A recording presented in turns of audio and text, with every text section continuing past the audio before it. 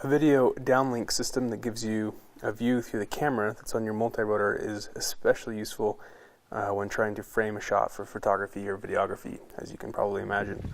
Behind the scenes, Phantom 2, here with Mark. Stefan, what up? All right, here we go. And it's got to make it out to the boat that we can't even see out there. They're on a water weenie. Here we go. Mark's with his fat sharks on. There are several different options for setting up first-person view, or FPV, on your multi-rotor. If you get one of the Phantom Vision models, the Vision or Vision Plus, it has this capability built in. All you need for FPV is a smartphone or a tablet to pair with the Phantom Vision.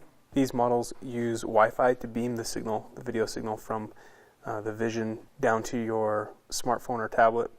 The Wi-Fi, I've heard, does have some lag. There might be a slight lag in the video link, so you just need to keep that in mind if you're using that system. If you opt for the Phantom 2 with the ZenMuse gimbal and GoPro, like I suggest, you'll have to purchase a third-party video transmitter and receiver in order to do FPV. This model does not come with any kind of video downlink. Some people prefer to use a battery-powered LCD monitor.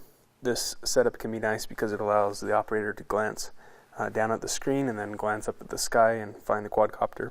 Helps you keep situational awareness, make sure you're not going to run into anything, but you can also look down and see what the camera is seeing. The FPV system that I use and recommend is the Fat Shark system from Fat Shark RC Vision Systems, and I really like the portability of this system. It's just a small transmitter that you mount on the bottom of your Phantom. There are 4 wires that come out of the Phantom that connect to the transmitter, and this passes the video signal from the GoPro down through the transmitter and to your receiver, which is this pair of battery-powered goggles. You just put these on your face and get a good idea of where your Phantom is headed and use the FPV system to pilot your Phantom. I have this pair of goggles connected to this television. You can see that it is a real-time video link. There's no lag like you might experience in the Vision version of the Phantoms.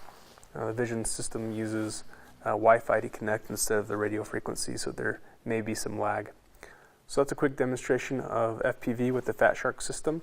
Be sure to check out the supplemental materials if you'd like to see a guide on setting up this specific system, the Fat Shark system, with the Phantom 2 quadcopter.